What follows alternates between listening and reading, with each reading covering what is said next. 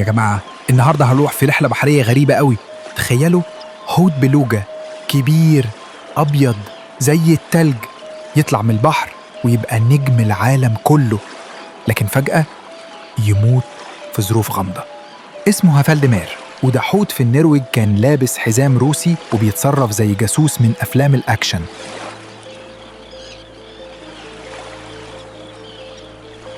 إيه السر ورا حياته؟ وإيه اللي قتله؟ خليكم معايا في حكاية نبراس وهنكتشف القصة دي سوا.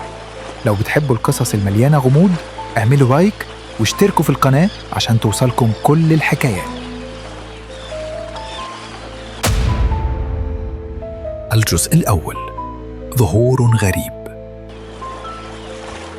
2019 في بحار النرويج الباردة. الصيادين كانوا بيشتغلوا زي العادة لما شافوا حاجة مش عادية. حوت بلوجة كبير أبيض زي اللبن بيقرب من قواربهم. بس اللي خلاهم يتفرجوا بصدمة إن الحوت ده كان لابس حزام غريب مكتوب عليه معدات سانت بطرسبرغ، يعني روسي. الناس اتخبطوا، قالوا ده جاسوس من روسيا. الحوت ده اللي لقبوه فالديمير بدأ يلعب مع القوارب، يقرب من الناس وحتى بيحاول يتكلم. تخيلوا حوت بيحكي. الناس حبوه بسرعة وصار نجم انستجرام وبدأوا يصوروه كل يوم.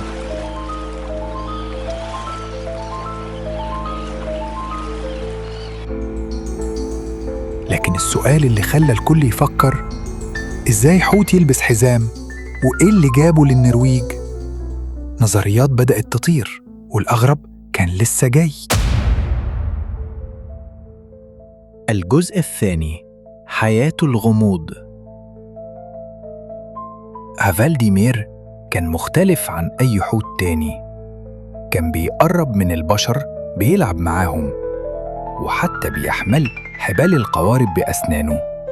الناس قالوا إنه مدرب من الجيش الروسي، يمكن جاسوس تحت الماء، والهروب منهم جابوا للنرويج. في ناس شافوا إنه بيحاول يتواصل، زي ما يكون عنده رسالة، صار رمز للغموض والحرية. وكل يوم كان بيجذب أكتر من ناس يشوفوا. السلطات حاولوا يراقبوه، لكن هو كان بيروح ويجي زي ما يحب. لكن الحياة السعيدة دي ما استمرتش.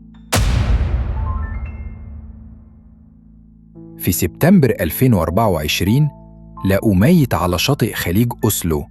الناس صدمت، مفيش جروح واضحة، مفيش علامات قتال. التحقيقات بدأت، لكن لحد دلوقتي مفيش جواب واضح. فيه اللي قال إنه مات من التلوث في البحر، وفيه اللي شك إن البشر قتلوه عن قصد، يمكن عشان يخبوا سره. وفيه ناس لسه مصممة إنه كان جاسوس وموته جزء من خطة كبيرة. الجزء الثالث: الوداع والتساؤلات. هافالدمير رحل، لكن قصته لسه حية في قلوب الناس. التحقيقات لسه مفتوحة، والعلماء بيحاولوا يكتشفوا إيه اللي حصل. بس القصة دي بتعلمنا حاجة: الكائنات البحرية زي هافالدمير بتعاني بسببنا. التلوث، الصيد الزايد، والتدخل في حياتهم ممكن يكون السبب ورا موته.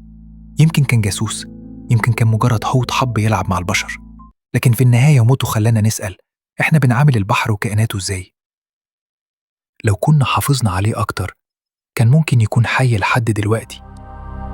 يا جماعة، قصة هافالدمير دي واحدة من الحكايات اللي بتخليك تحس إن العالم مليان أسرار.